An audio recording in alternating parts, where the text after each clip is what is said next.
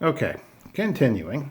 I'm on the slide now of the 8 H's of developing professional counselor identity. Okay, again, these are obvious, but it's nice to just review them and to really kind of tease out, the implications of these and the work that we do in defining who we are, as well as the roles that we play in our, self-realization, self-actualization. Okay, so starting with the head and the heart,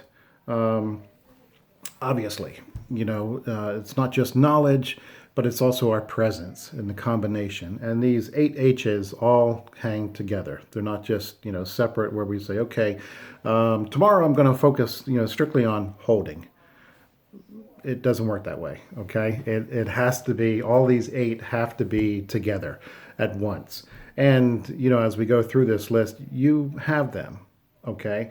But again, talk about working on ourselves. How are we developing them every day in terms of human relationships? Okay?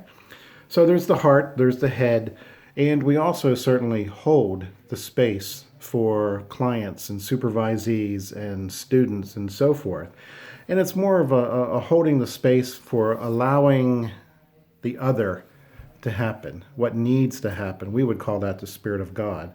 To come in, and the relationship itself is also the third entity. We're in a room with the client. It's us, it's them, and then it's also the relationship. But we hold that relationship together because of our head and our heart.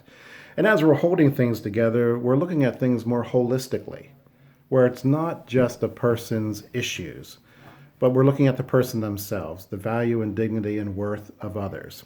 And this is where the Franciscan piece, those core values come in. That, for each paper, pick one or two and integrate them. That really enhances your identity as the clinician, educator, and supervisor. Okay, and as we do this, certainly, hope is going to emerge because clients are going to just look at us and just, why do you continually sit with us? How can you have hope? How do you know things are going to work out okay? Well, we've either been down that road ourselves, or again, are we able to see the potential in our clients? Can we see the potential in our students? Can we see the potential in our supervisees? And more than just being able to see the potential, it's naming it perhaps for them. Just pointing out something like, hey, have you ever stopped to consider? Or every time you talk this way, this emerges something. Okay, just calling attention and naming it and affirming the person in this area, because perhaps they've never had anybody name it for them. They just couldn't really put their finger on it. Okay. So, the head, the heart, the holding, and so forth, more holistic and everything, and holding out the hope is very, very vital. Vital. To the next slide, continuing on, as we're holding out the hope, we also hold the hurt. Okay. It's a foundational skill that needs to be developed, that we sit with pain.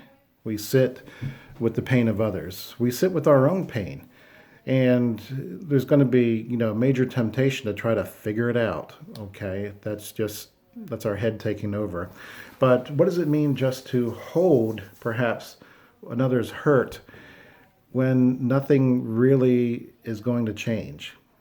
And when we're able to do that, that really brings in the shared humanity. Again, coming back to, human relationships, this shared humanity that we have with one another, that, not to sound petty here, but if it weren't for the grace of God, we could be sitting where they are. And then maybe at one time we were.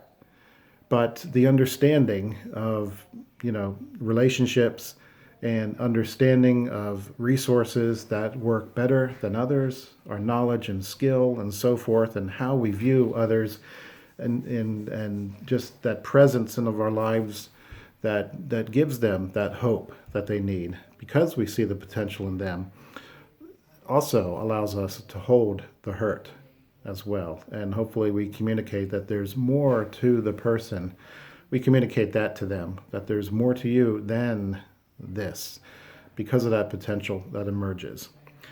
And then, as I already said, we share in humanity. And lastly, let's not forget about humor. Okay? A lot of times we just need to sit back and laugh at ourselves. We don't laugh at our clients, but maybe at times we need to laugh with them, out of their whatever, their stories or something. Clinical supervision, there's a lot of humor in that.